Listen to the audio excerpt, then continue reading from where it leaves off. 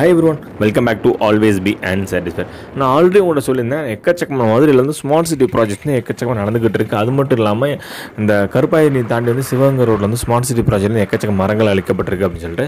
So கருப்பாயிரி மட்டும் இல்லை, அழகர்கள் road, ஊமுச்சிக்குளம், நம்ம வில்லாபுரத்துலேருந்து அவனியாபுரம் போகிற வழி, இந்த மாதிரி மதுரை சுற்றி இருக்கிற எல்லா பக்கமே வலிச்சு மொட்டை போட்டு விட்டாச்சு. ஸோ இப்போ நான் ஆல்ரெடி ஒரு வீடியோவில் சொல்லியிருந்தேன், நம்ம வந்து அந்த ரோடு ப்ராசஸ் நடக்கிறதுக்கு முன்னாடியே ஒரு 2 அடி முன்னாடி தள்ளி வச்சு மரக்கன்றுகள் நட்டு பராமரித்தாங்கன்னா அந்த ரோடு ப்ராசஸ் முடிஞ்சு, அந்த ரோடு எக்ஸ்டென்ஷன் ஒர்க் முடிஞ்சு லைவுக்கு வரும்போது மரங்கள் ஓரளவுக்கு நல்லா வளர்ந்துருக்கும் அப்படின்றதுக்காக சொல்லியிருந்தேன். ஸோ இப்போ நீங்கள் பார்த்துக்கிற ரோடு எங்கேன்னு பார்த்தீங்கன்னா, நம்ம பூவந்தியிலேருந்து வரிச்சூரில் உரங்காம்பட்டி வரைக்கும் போகக்கூடிய ஒரு பாதை தான். ஆல்ரெடி பார்த்தீங்கன்னா அங்கே வந்து பிரிட்ஜ் எக்ஸ்டென்ஷன் ஒர்க் வந்து பண்ணிக்கிட்டு இருக்காங்க. அந்த ஸ்மார்ட் சிட்டி ப்ராஜெக்ட்டுக்காண்டி வந்து ரோடு எக்ஸ்டென்ஷன் ப்ராஜெக்டில் வந்து பண்ணிக்கிட்டு இருக்காங்க. ஸோ இப்போ இந்த பக்கம் எவ்வளோ மரங்கள் இருக்குதுன்னு பாருங்கள். நான் உங்களுக்கு ஆல்ரெடி சொல்லி இந்த பாசன கால்வாய் அப்படின்னு சொல்லுவேன். அங்கேருந்து தண்ணி வந்து இன்னி வரைக்கும் இங்கிட்டு விவசாய நிலங்கள் வந்து அந்த தண்ணி மூலமாக தான் விவசாயம் பண்ணிக்கிட்டு இருக்காங்க.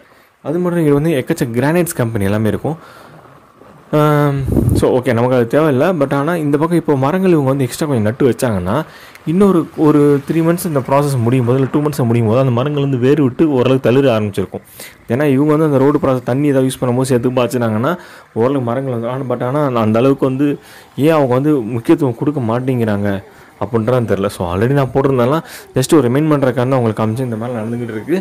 நம்மளும் வந்து மரம் நட்டால் தான் நமக்கு வந்து பலனை கொடுக்கும். நம்ம மதுரையை சுற்றி நம்ம அடுத்த தலைமுறைகளுக்கு வந்து பார்த்திங்கன்னா மலை வளம் வேணும்னா நம்ம வந்து மரங்கள் நட்டால் தான் கண்டிப்பாக அதுவும் கிடைக்கும்.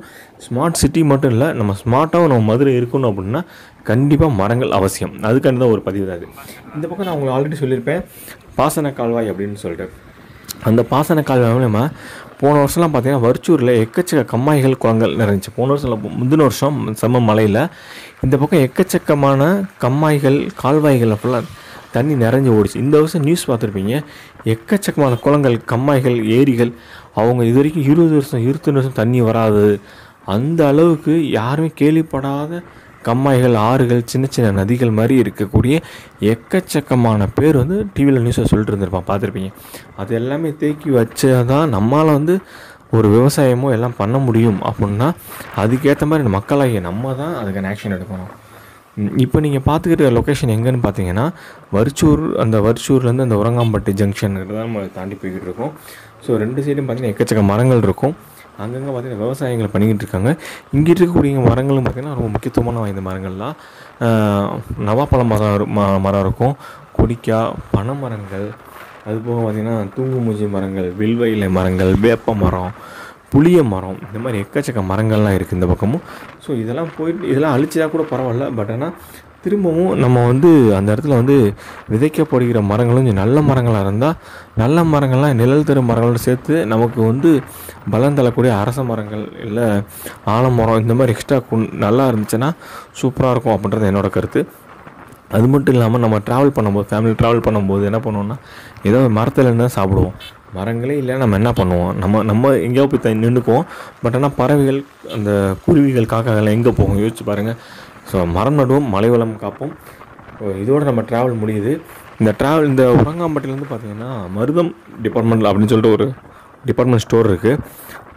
அவுட்டரில் பார்த்திங்கன்னா ஒரு பெரிய டிபார்ட்மெண்ட் ஸ்டோர்னே சொல்லலாம். இன்கேஸ் நீங்கள் இந்த பக்கம் வந்தீங்கன்னா போய் அந்த ஸ்டோரை பாருங்கள், ரொம்ப சூப்பராக இருக்கும். நான் அடிக்கடி ஷாப்பிங் எடுத்து போகிறேன்லாம் சொன்னேன். ஓகே ஃப்ரெண்ட்ஸ், இது வரைக்கும் நம்ம ட்ராவல் முடிஞ்சு.